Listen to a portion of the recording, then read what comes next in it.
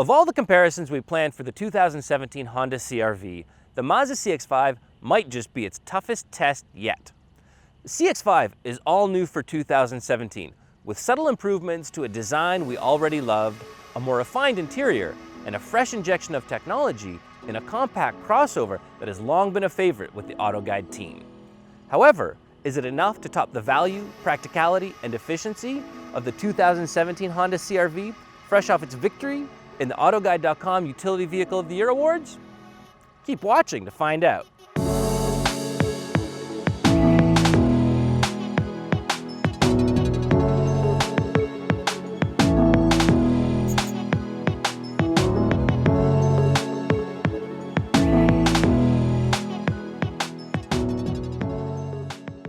The CX-5 has never been known for its power, but it is competitive for the class, and it has other charms that will help you forget once you get going. Horsepower is listed at 187, just a few shy of the CR-V's rating, and torque is a tad better at 185 pound-feet. Although Mazda has begun to dabble in turbocharging, the CX-5's four-cylinder is naturally aspirated and paired with a conventional 6-speed automatic, delivering a quick jump thanks to an eager throttle, and power builds smoothly, if a bit loudly if you really push it. It's nowhere near as unpleasant as the CR-V though. While the original CX-5 was a fuel efficiency champ, the CX-5 has not raised the bar again this time around. Its 26 miles per gallon combined rating not likely to impress next to the CR-V's 29. The CX-5's city rating is 23 miles per gallon, and out on the highway it should deliver 29, though it is a smooth highway cruiser with a button-down ride and stable driving manners. And that's before you even turn on all the driving nannies. The CX-5 lives up to Mazda's reputation as a builder of driver's cars, delivering the best overall driving experience in the segment, carefully balancing a fun-to-drive character with a comfortable ride. Mazda worked hard on improving the ride quality and sound insulation, and it is felt in many situations. The ride never feels too stiff or jittery, rolling over rough roads with just quiet thumps that are quickly controlled. And the CX-5 stays impressively flat through the corners for a compact SUV. To top it all off, it has the usual Mazda flair for drivers, with responsive steering and a chassis that you'll enjoy on twisty roads. Where the CX-5 might struggle to win over compact crossover shoppers is in the practicality department. With the rear seats up, it's got just over 30 cubic feet of space, and with the seats folded, it doesn't even crack 60 cubic feet. However, what it lacks in sheer volume, it makes up for with flexibility. Like the CR-V, it has release handles in the side of the trunk that allow you to drop the rear seat from the back of the vehicle.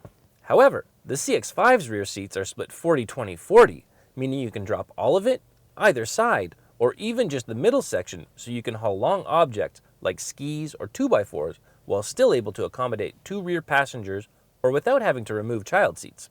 While the cargo space is flexible, the rear seat space is pretty tight even for a compact crossover.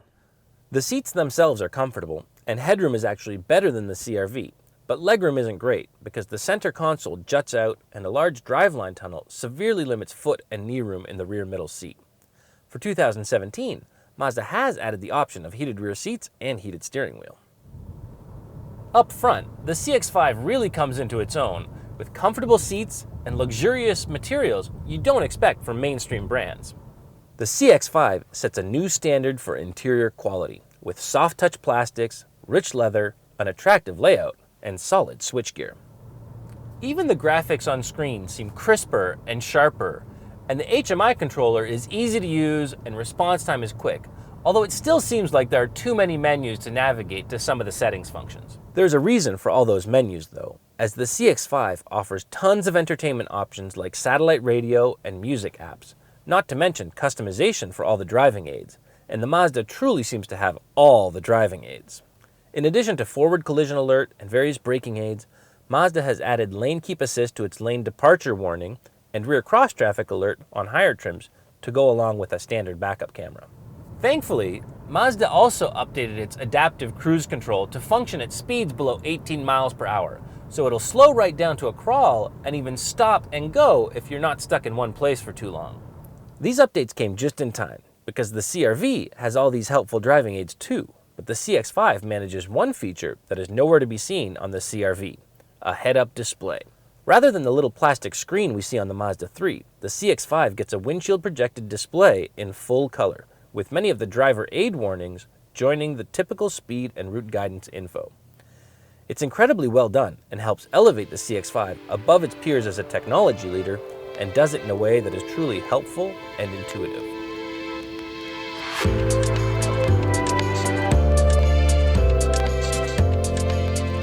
If you've watched any of our previous comparisons with the CR-V, you'll be familiar with our appreciation for and complaints about the CR-V's new engine and transmission.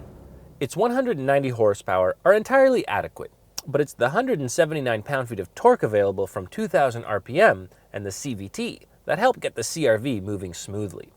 But when you really get on the throttle, the engine starts to get loud, and not in a good way, overpowering the active noise cancellation tech that keeps the cabin quiet at cruising speeds.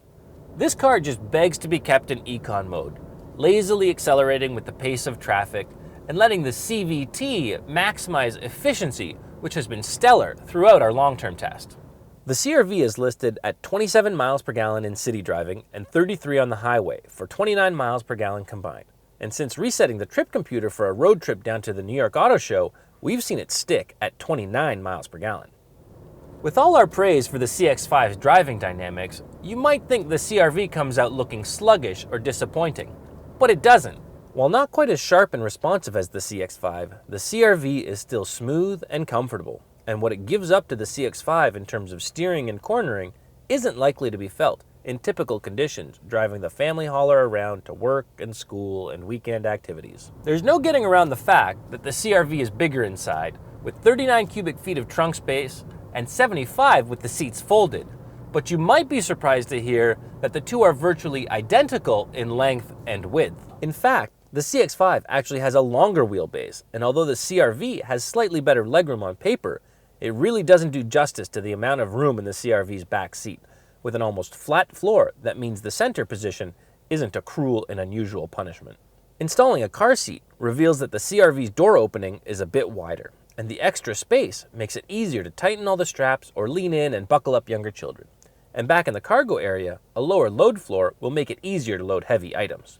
The front row is just as spacious and the seats are comfortable, even for long hauls. It's only next to the CX-5 that the quality lags behind. Materials and buttons are all decent, but the leather is nowhere near as nice, and the fake stitching looks tacky compared to the real thing in the CX-5. A fully loaded CR-V has all the gizmos you're likely to go in looking for, and a touchscreen setup that's easy to use. And it even has route guidance that'll take traffic into account to help you avoid major delays. As mentioned, both these vehicles have our favorite driving assistance features like adaptive cruise with full stop and go, lane keep assist, blind spot warnings, rear cross traffic alert, forward collision warning, and more. And each has ways to make these systems more or less sensitive. The CR-V's touchscreen system is much improved this generation, and navigating the menus has become easier over time, but we still wish it were quicker to cycle through multiple menus when digging deep in the settings menus or entering a destination. Of course, steering wheel controls and voice command mean you have shortcuts for common audio and phone function. For those that like to switch it up occasionally, you can change the skin of the CR-V's screen to get a different look with all the same menus and options. The CX-5 and CR-V start at an identical $24,045, and these fully loaded models both come in under $35,000, with the CX-5 about $1,000 cheaper. They both have all the latest features and impressive quality throughout, though the CX-5 takes it to another level with its gorgeous looks, luxury materials, and nifty head-up display. However, the CR-V is the more spacious, efficient, and practical one, and it's just as easy to drive and park without feeling cumbersome or sloppy.